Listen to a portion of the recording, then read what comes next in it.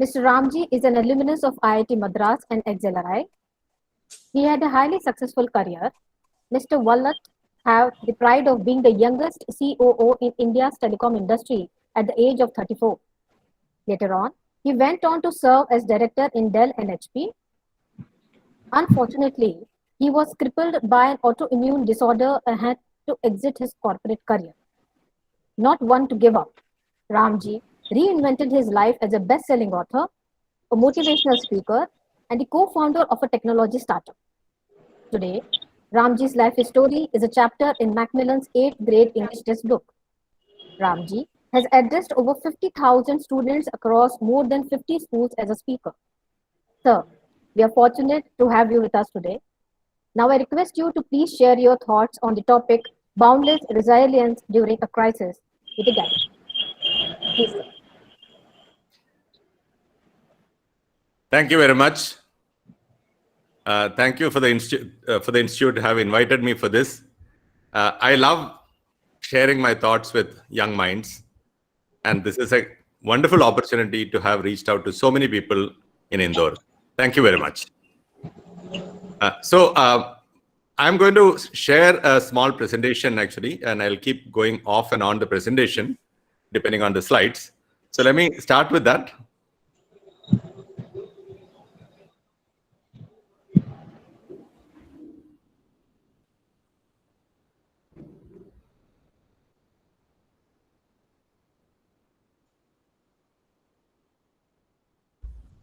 I hope it's visible to everybody.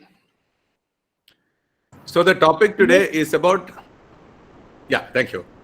The topic today is about not just resilience, but it's about boundless resilience. What is resilience?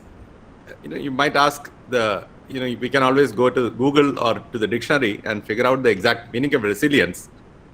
But there is a lot of very fine details to resilience, which is very important for all of us to learn. So, in a very simple way, my definition of resilience is this. When fate or life comes and gives you a really, really solid kick in the back, you have two options. You can fall on your face and cry and say, why did this happen to me? Or you can use the force of that kick and become a Superman and take yourself to the next orbit. So the definition of resilience is the capacity to recover quickly from difficulties. It's about being tough in difficult situations. It's about the grit which will make you go after a particular goal and reach that goal.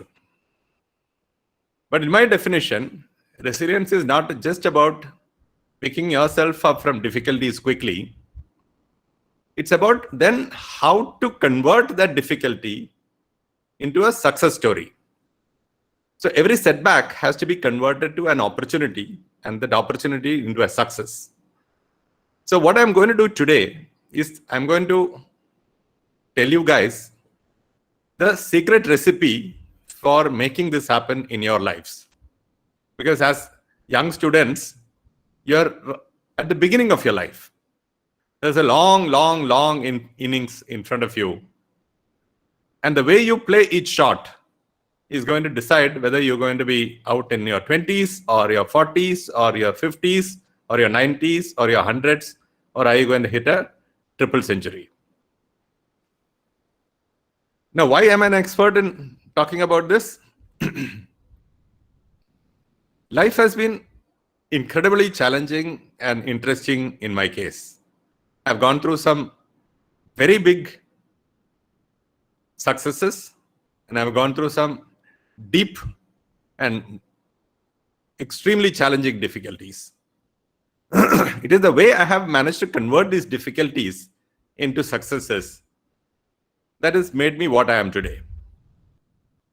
And I would like to share with you my experience, the lessons that I've learned from these experiences, and the learnings that I want to share with you, which can help you also become very successful, irrespective of the difficulties that you go through in life. I come from a very small village background. I come from Kerala. I studied in government Malayalam medium schools.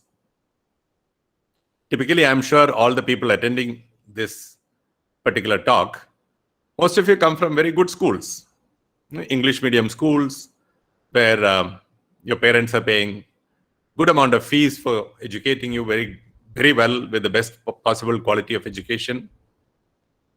And most of the schools will be having upwards of 95% passing in the 10th grade, maybe 100%. Many of the schools will be having 100% passing.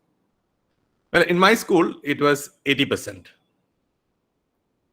80% was not the pass percentage, it was a fail percentage in the school. That means in the 10th grade, only 20% of the students who sat for the exam actually passed. The rest of the 80% would drop out of school or maybe attempt again and again and again. And many of them just went on to do a daily labor kind of work. My best friend was a bus driver's son. The other best friend was a landless farmer's son. The uniform in the school was white shirt and white dhoti, because nobody could afford shorts or pant. And there was no compulsion to wear shoes because none of those people could afford to buy shoes. So the only condition was that if you can afford it, you can wear chappals or flip-flops. And many students used to come barefoot to the class. In 3 of the 10 years that I studied in school, I had to sit on the floor to study. It was a very challenging school, and everything was taught in Malayalam. Whether it was physics, chemistry, science, biology, mathematics, all subjects were taught in Malayalam. In fact, English was also taught in Malayalam. So that is the kind of a school that I came from. And I had not even spoken one sentence in English before I reached my engineering college. Not even one sentence. But the advantage of studying in a school like that was that I had to learn how to become good by myself. I had no other support, except, of course, the school teachers who were very sincere school teachers who used to try their level best to help us. But that level of support was not really enough for me to aspire to become an engineer. And my father was very clear that he would never put us in any tuition center or even have a home tuition happening. So I had to study by myself. So all the preparation I did for my engineering entrance exam was completely by myself. The added challenge was that there was nobody else in the school who was anyway interested in going for engineering. Their only interest was in passing 10th grade, and some of them would take arts or some of them would take commerce. Nobody could even dream of going into an engineering college. So I had nobody to compare myself with, nobody to study with. I was completely left on my own.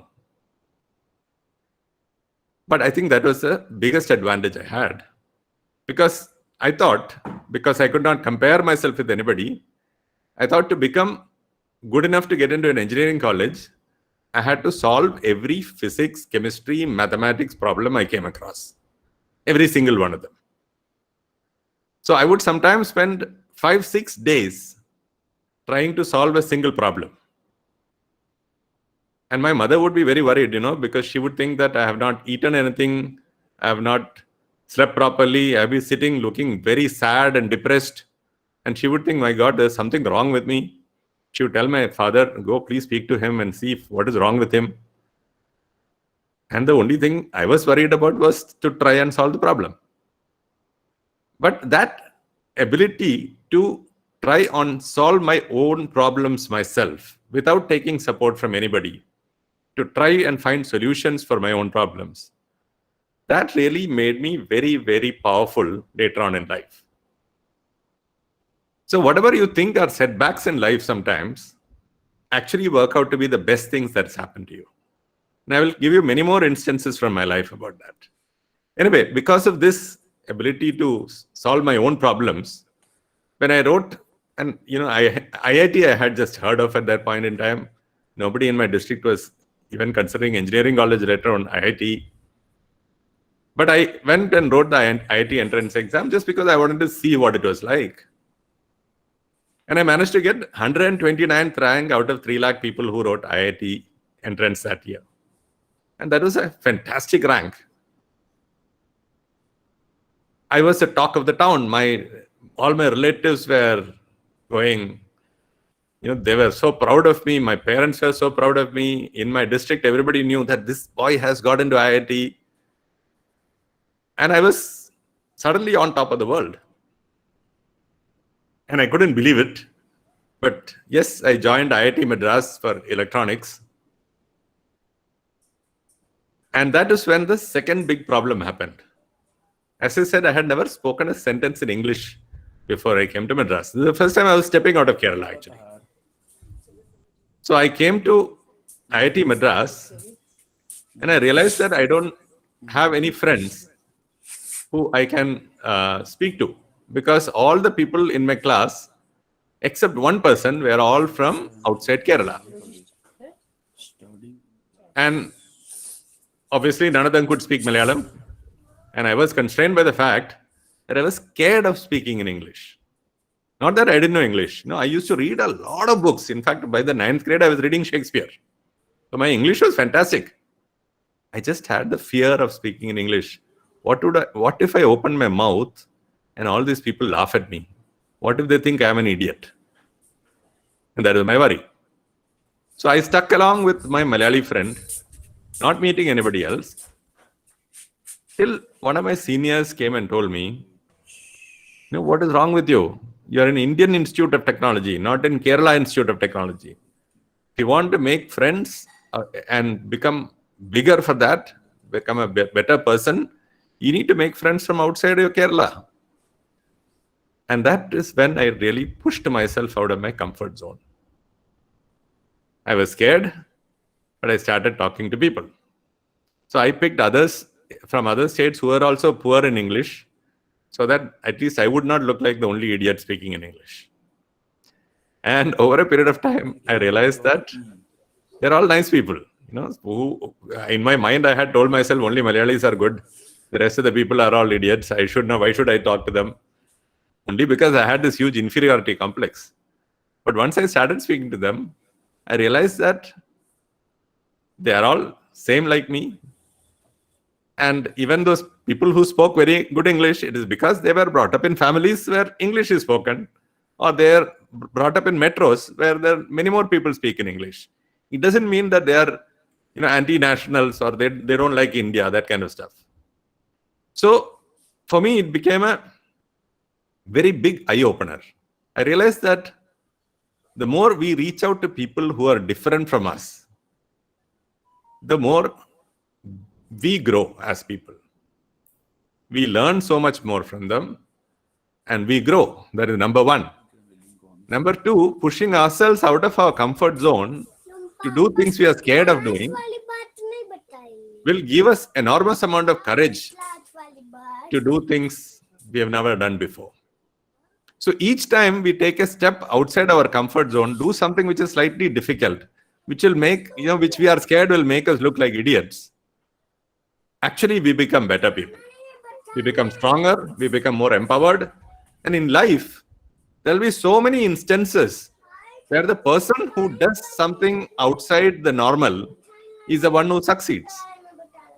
So for all of you, one of the big lessons that I can leave you with is that push yourself out of your comfort zone. Try to do things that you have never done before. Don't ever be worried that what will others think? Will others think I'm an idiot? Don't be worried by that. All that matters is the courage that you show to do things you have never done before. Anyway, so IIT became good. I was very happy. I had lots of friends. And this is where the biggest stupidity and idiotic behavior in my life happened. Because I had made so many friends, now I wanted to party every day. And my focus, which was on studies before that, and I used to be so interested in my subjects, physics, chemistry, mathematics, I used to love studying. I came to IIT and I thought, okay, this is one place I want to leave a mark. And I realized that there are many others in my class who are at least as smart as me, maybe far more intelligent than me. So I realized that I cannot become topper in the class anymore. Now, then how will I become unique? How will I become standing out in the class? I can become the class dada. So I started cutting all the classes. I would cut classes and I will sit outside, and I started smoking. So I would sit outside the class where the poor professor was teaching people. I would sit outside and smoke and feel very proud. I have not attended the class today. And then I started drinking. So every evening I would sit with my friends and we would drink. And we would play cards. Till 5 in the morning before an exam, we would sit and play cards and drink. And my grades, which started at a very good 8.5 out of 10, in the second semester it went down to 8, then went down to 7.5, then went to 7, then went to 6.5, then went to 6. And by the end of the third year, that is the sixth semester, beginning of sixth semester, I realized that I have failed in so many of my subjects that I am not going to be able to graduate from IIT. And that was a crushing blow to my self-esteem. Here I was, somebody who had studied so hard, who was the talk of my town, who was my entire family is so proud of me, all my relatives think so highly of me. And I was going to be thrown out of IIT because I was into all these stupid habits. Drinking and smoking and cutting class and being completely irresponsible. So you see, the difference that happened to me was when I was studying for IIT entrance, I was very focused. I had a goal in mind. I had a goal that I should crack every single problem. After I got into IIT, my goal changed. My focus went away. I had no focus. I had no goal. And that is what happened to me, and that is what led me astray in my path. And I realized that I was in the deepest problem. I didn't know what to do. And I would actually contemplate suicide by jumping from the 4th floor of the hostel. Because it was so shameful for me to go and tell people that I'm going to be thrown out of IIT. And I was only 18 or 19 at that time. I joined IIT when I was 16. So for an 18 or 19-year-old to have gone through this intense pressure, you might think that's the worst thing that has happened to me, right? I think that's the best thing that happened to me. Because that pressure that I went through, realizing the stupidity of my ways, realizing this at such an early age, the importance of focus, and the ability to handle my own pressure at that time, that has made me so strong in life. Today I can handle any pressure in life. And today I'm always focused. I never let my mind wander from the goal that I have set for myself. But what did I do? How did I get out of this problem? I did the smartest thing I did. I reached out to the people who love me most. That's my parents. And when my parents came to visit me in my third year, I spent half a day confessing to them all the things that I have done. I told them about my smoking, about my drinking, my cutting classes, my cards, and how I used to be treating my professors with so much of disrespect. And they were very surprised because I'm not normally a person who is like that. But obviously, at that age, sometimes you make mistakes. And then once you make a mistake, the second mistake follows. Then the third mistake follows. And then you find that you cannot retract your step. But I did. At the height of this stupidity, I went and told my parents everything. And very luckily for me, my parents were very supportive. They didn't shout at me. They were very disappointed. But they were more disappointed that I had lost my way. And they were then helpful. They said, how can we help you? How can we help you recover by yourself from this problem? because they wanted to, they didn't want to spoon feed me and get me out of this problem. They wanted me to find the solution for the problem. So I said, I need one help from your father. Please come with me and meet some of my professors. And my father actually came. He came and met 4 or 5 of my professors. And he told them that, RamG is not a very bad person. It's just that he has lost his way. It'll be very nice if you can support him. And my professors realized that I'm not a very arrogant boy. It's just that I'm lost. I'm just an idiot. And they started supporting me. And finally, I graduated from IIT, not in 4 years, which is typically what we do. I graduated in 5 years instead of 4 years. But in the 5th year, I had a grade point average of 9 out of 10. So I managed to pull myself out of the most difficult situation in my life with the support of people who loved me. So this is the next lesson I want to leave you guys with. There are going to be so many instances in life when you will go through very, very difficult times. I hope you don't, but it is bound to happen. We will all go through difficulties in life. In those difficult times, remember that human beings are not meant to be loners. We are not meant to keep our joy or our happiness or our sadness within ourselves. We are supposed to share it with the people around us, with those who care for us, those who love us. So when you go through difficulties, remember, please speak to your parents, please speak to your siblings, your friends, and take support from them. That's a very important lesson in life.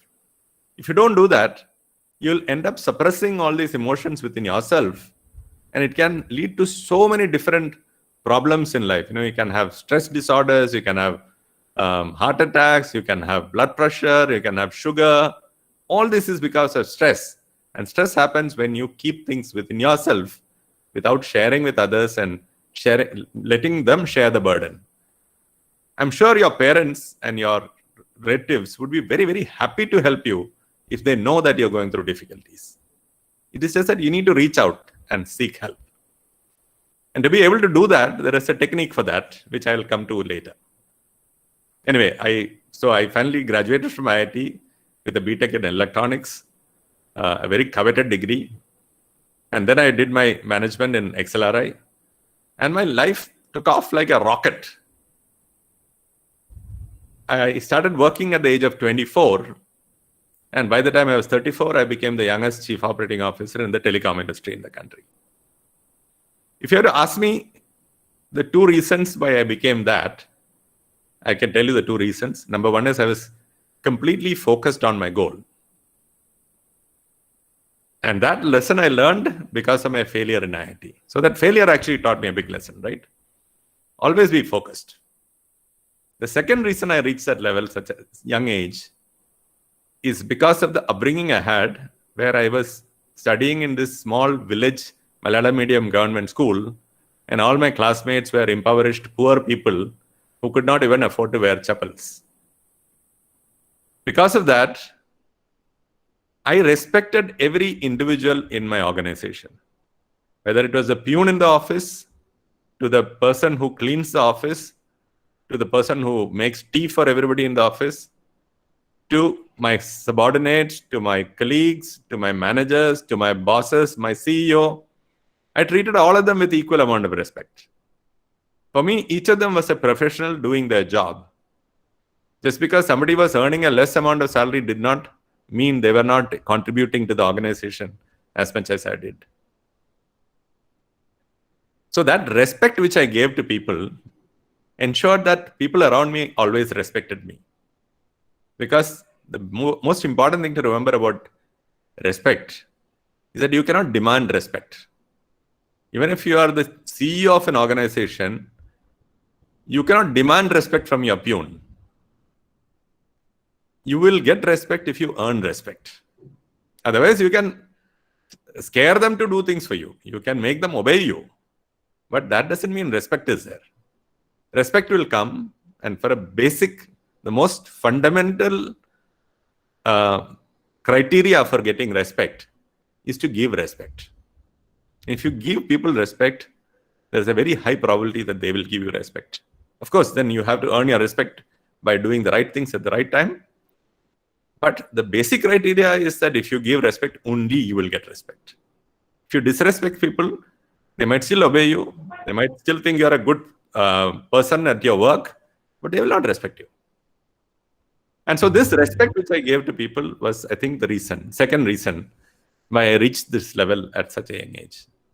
So I had this goal for myself at that time. And my goal was to become as rich as possible, as young as possible.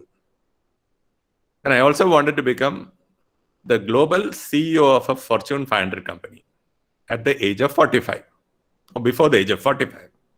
You know what's a Fortune 500 company? Fortune 500 company are the biggest 500 companies in the world. Companies like HP, Intel, Dell, they're all part of the Fortune 500 company. In India, Reliance, Airtel, they are all Fortune 500 companies. They are part of the world's biggest 500 companies. To reach that level, obviously, you will be then leading a team of 50,000, 1 lakh, 2 lakh people. Then only you can reach that level of becoming a CEO, global CEO of a Fortune 500 company. For me, it looked very easy because 24, I started working. 34, I become Chief Operating Officer in telecom industry. All I had to do was another 11 years. By the time I was 45, I could easily become global Fortune 500 company CEO. When you have all these fantastic dreams is when fate starts becoming a little difficult with you. And for me, it started off with fate coming and giving me a solid kick in the backside again. So that was me as telecom industry CEO. CEO. I was 34 at that time.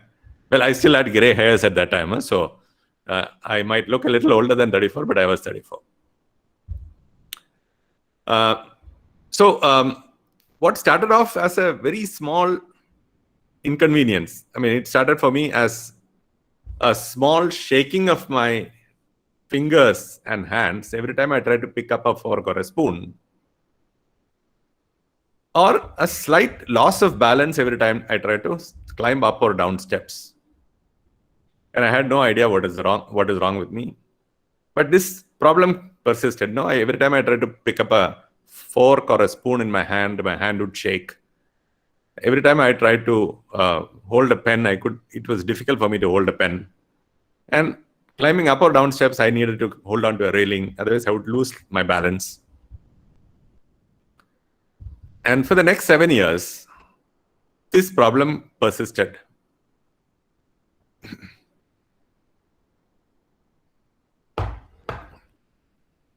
I met many doctors. None of the doctors could exactly diagnose what is the problem with me. And there were a series of misdiagnoses. So the next 7 years, slowly but steadily, my fingers started losing their strength and their sensitivity. My ability to move my fingers became less and less. My balance became worse and worse. And my strength of my legs became poor. And at the age of 41, I had a fever. And the fever made my body become completely paralyzed. Within 3 days, I could not lift my hands or my legs even 1 millimeter. My eyelids started drooping. I could not keep my eyelids open. My voice went. I could not keep my voice. I could not speak properly. And I was wheeled to the hospital. And that's when the doctor actually diagnosed the condition. And he told me it was an autoimmune disorder. Now, autoimmune disorders are the worst kind of disorders. Why? Because it is no outside germs or anything that is attacking your body. It's your own immune system which is attacking your body. So the immune system, which is supposed to protect you from germs coming from outside, have suddenly become completely mad, and they are going and attacking your own body. So in my case, the immune system that is my blood corpuscles, white blood corpuscles in my blood was attacking my nerves in my hands and legs. And the hands and legs, the nerves had become completely useless because of that. And because of that, the muscles were not getting any impulses to move or any messages to move. So muscles had become useless. And over a period of time, when muscles are not used, they waste away. So most of my muscles had been lost by that time. But I was put on a right kind of medication. For about 6 days, I was given about 35 bottles through an intravenous tube, which is put. 35 bottles over 5 days, every day 7 bottles. And at the end of that period, I started feeling much better. I could go home and I started working out, thinking that I would build back my muscles. Every day I would work out for a couple of hours, and slowly my muscles started building back, and I was feeling fantastic. I could run up 9 flights of stairs to my office, and I could actually, for the first time, I wanted to cook for my children for a long time. I could go to the kitchen. I went with the kids and bought ingredients like, pizza base and tomato and capsicum, and I made pizzas for my children. And I was feeling fantastic. And in 45 days, the condition came back worse than what it was. I was again wheeled to the hospital, and they put me on all kinds of medication again. And that's when the doctor said that, this IVIG, that is the medication which is given to me, IVIG is supposed to help in the condition for at least 6 months. In your case, it looks like it is not helping. It's only for 1.5 months. So you need to put one more dose of IVIG. The problem was that IVIG dose cost 6 lakh rupees. 1 5-day session cost 6 lakh rupees. So there was no way I could put another 6 lakh into my rupees every 2 months, So, I told the doctor, what else do we do? So he said, okay, you can have steroids instead. And he started me off on steroids. Now, steroids have terrible side effects. So I had started putting on weight, and I bloated up to about 96 kilos. My eyesight started fading because steroids put some kind of a layer in the eye lens. So I had to have cataract operation for both eyes. I would still keep tripping and falling all the time because steroids were not really curing the problem. It was only slightly helping in reducing the problem. The worst was, my fingers continued to lose their strength. Sorry, I'm just trying to get my screen back up. Can people see my screen? Yes, sir. Okay, great. So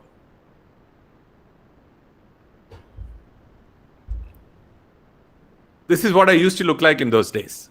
I had put so much of weight that I had gone up to about 96 kilos. I would keep tripping and falling. But in spite of all that, I told myself that I'm not going to let my sense of humor go, because that's my strength.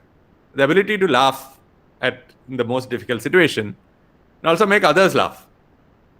So I told myself any room I walk into has to feel a little more positive because I'm in that room. So I would crack a joke, everybody would laugh, and people would feel happy, and then I would feel happier. So it's like being positive and humorous actually adds on to itself. It makes you happier. And I would always try to find solutions for my problem rather than focusing on the problems. And then, I would actually take on additional responsibilities at work, because I knew that the more I focused on doing things focusing on doing things rather than focusing on my problems, I would feel happier. So the more work I took on, the more my mind would be engaged in doing things, instead of thinking about, oh my God, why is this happening to me? So I would love going to my office. And on one Monday morning, I wrote this on my Facebook, looking forward to another great week ahead. And I went to office that day, and the call I got was from my boss in Singapore. I was director of operations India for HP, Hewlett Packard, which is a huge computer company, and she was the head of Asia Pacific region.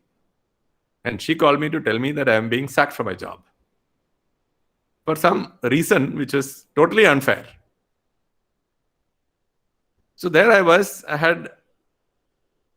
I could not walk properly. I couldn't even get up without holding on to a crutch. My annual medical bills was about 20 lakh rupees. I could not go in for another interview to get a job. I had 2 children who were studying in school and I had to bring them up. And I had no job in hand. And obviously, I could not even go for an interview in the condition I was in. But I looked at what my strengths are. So that the moment she told me this, I cried. I sat there in that office room and cried for about 10 minutes. But then I realized that crying is not going to help. When you're in a difficult situation, rather than looking at why did this happen to me, or what is wrong with the world, it is so unfair, what you need to do is that how do I make the best of the situation? And within 3 hours, I managed to get 2 jobs because I played to my strength. My strength was that I had a lot of experience. So I asked a lot of startup companies who needed a lot of advisors who would guide them and who could not hire expensive people. They all needed somebody like me to guide them, and I was very happy. So I managed to quickly convert the downturn into a success story. So these are the 2 other lessons that I learned. Number 1 is that when the going gets tough, the tough become humorous. So the only way to handle a tough situation is to be humorous, laugh about it, keep your mind occupied, take positive steps, do positive things, take actions. Rather than wallowing and thinking of why did this happen to me, think of what you can do now to get out of the situation. Accept the reality. This is reality. This has happened. Now there's no point thinking about why did this happen. What you need to do is how do I now maximize everything in my life? And the moment you do that, you become more powerful. And the next lesson is that play to your strengths. Figure out what are your strengths and then maximize on things that will help your strengths grow. And you will always find things to do which will help you get out of the problem using your strength. So I got this couple of jobs, but I also did one thing. I kept looking for a solution for my illness, and I went to I found a treatment in the US where a doctor was treating patients with a test treatment. The treatment was not really established, so they were trying it out on people. It's called a clinical trial, and I went for it. Because I always take risks, I take small risks which always help out. So the clinical trial, the doctor said that there's a slight probability that you could die. But for me, it is weighing this entire life of mine which is going down the drain. Should I try and give my level best to get back on track, or should I take that by taking a risk, or should I just sit there and become worse and worse and worse? And I took the right decision. I went for the treatment. I was the 18th patient in the world to go through that. And the treatment totally rebooted my body. And then I came back home after the treatment, and I actually created this big Excel sheet where I had 27 exercises. And for each exercise, for the next 180 days, each date, I put a target number of reps I had to do. And I would do these exercises those many times each and every day. I would beat my own target each and every day. So this is how I used to look like in the time when I was going through my treatment, because the chemotherapy, etc., my hair completely fell off. But after the first 6 months after I came back, because I was so intensely focused on my own, building back my own strength, I was able to walk about 6 kilometers every day. I could lift weights with my hands. I could do things which I have never done before. And in 6 months, I was looking like that. I had fully recovered.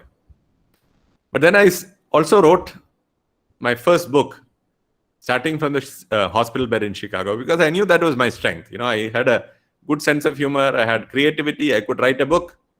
So I played to my strength. And I wrote my first book. And the book was a wacky science fiction for children. And that book became a bestseller. I was invited to go to schools and deliver talks about this. And I started teaching children science based on the characters from my book. And then I was invited to a company to give talks to the employees there. And they said that this is the best event of the evening. And I realized that I have one more ability now. I have one more goal, which is to touch 1 million lives positively. I wanted to touch people's lives positively, make them feel happy, make them understand that there is nothing which is difficult for anybody to conquer. And then I wrote my second book, which is my life story. It's called From Ouch to Oops. And this became a bestseller from day one. In the last several years, 5, 6, 7 years, I have delivered more than 100 talks, maybe 100, 110, 120, something like that. And I have addressed people from, global leaders of Fortune 500 companies, people who earn millions of dollars every year. I've addressed teams like that. I've addressed people who are middle managers, fresh graduates, college students, school students, all the way to 5th grade students. And I know that I am able to make them feel a little more positive because of my talk with them. I'm able to leave them with a few tools which they can use to make their own life positive. And this is the lessons which I have learned, and I thought I should share that with you. Most importantly, as I said, accept reality whenever you go through difficulties. And focus on what you can control. There are so many things outside of your control which you cannot do anything about.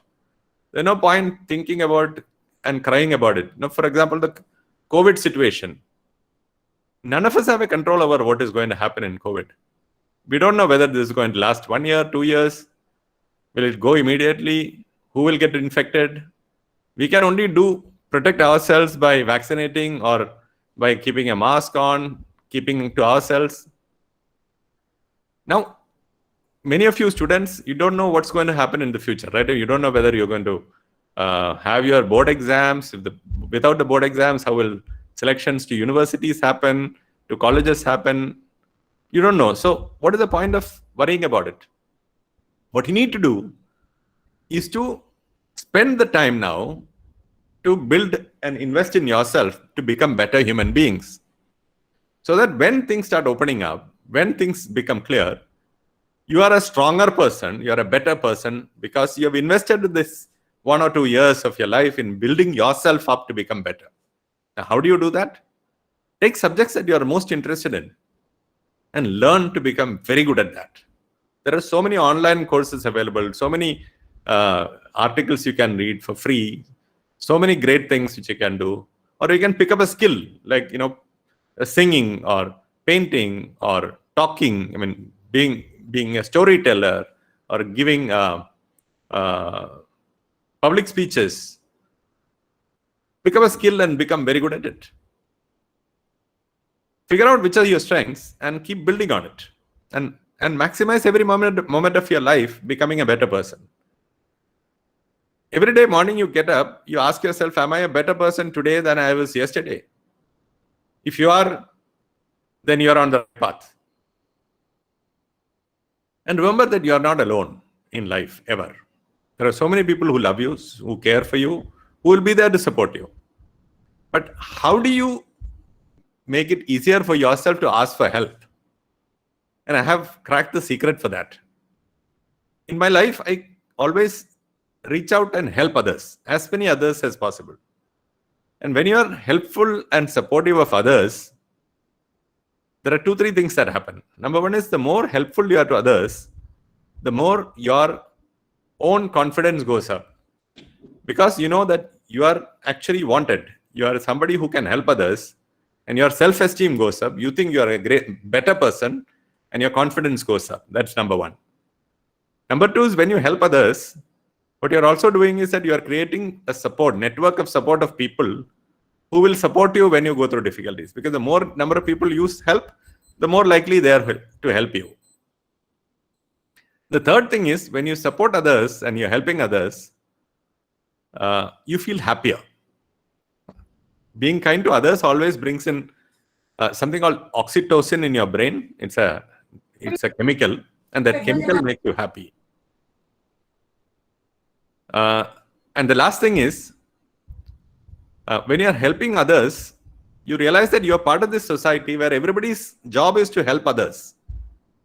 Each of us have a responsibility towards others in the society to help them.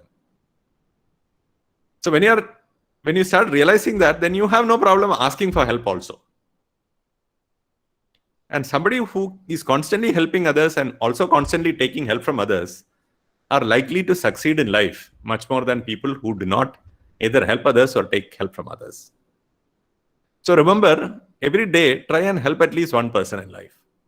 The help can be a small thing, like carrying a bag for somebody who is an older person, or opening a door for somebody, or saying somebody sings very well, giving a compliment, or just saying thank you to somebody. That is making the other person feel good.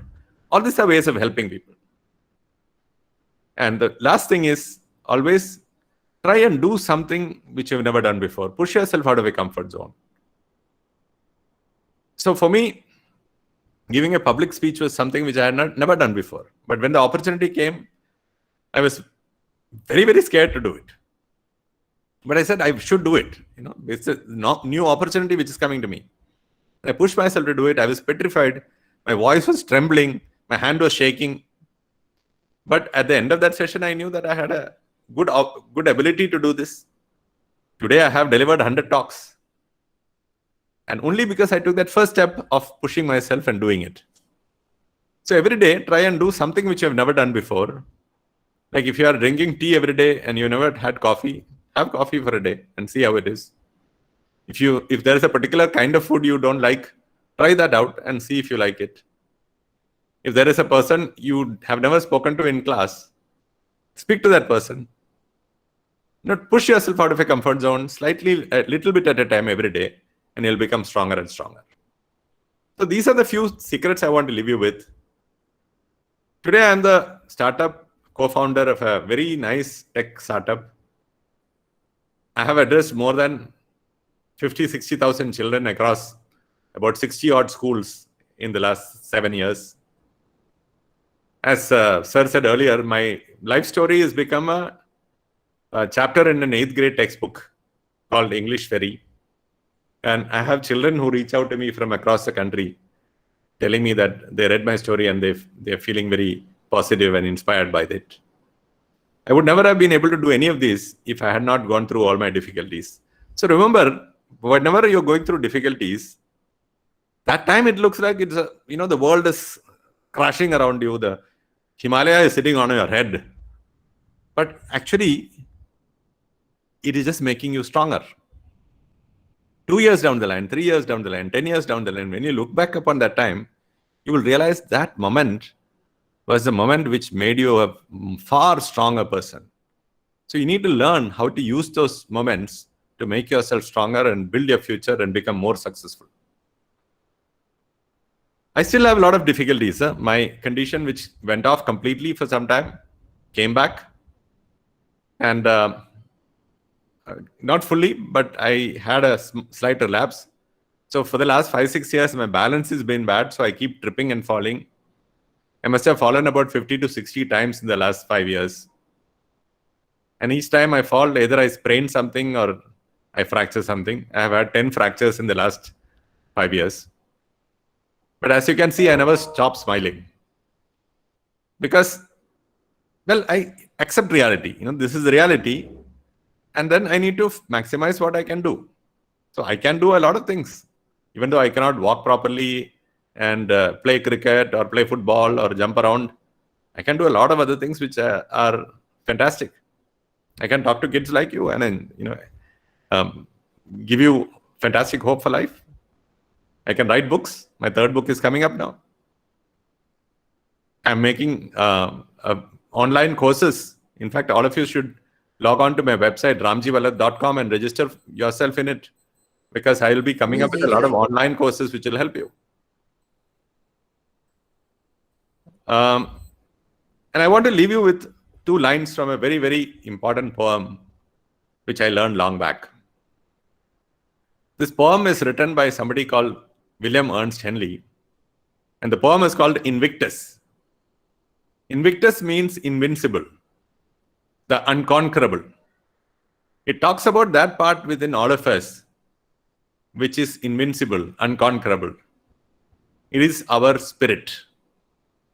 The spirit of a person can never be destroyed. Whatever fate throws at you, only you can decide whether your spirit will go down or it will keep up. So remember, I am the master of my fate. I am the captain of my soul. Every one of you is the captain of your soul and the master of your fate. Thank you very much. As I said, stay in touch. This is my website. It's called ramgvallath.com. You can always register in. There is a tab for registering in. I'll be very happy to connect with all of you in future and support you in whatever way I can.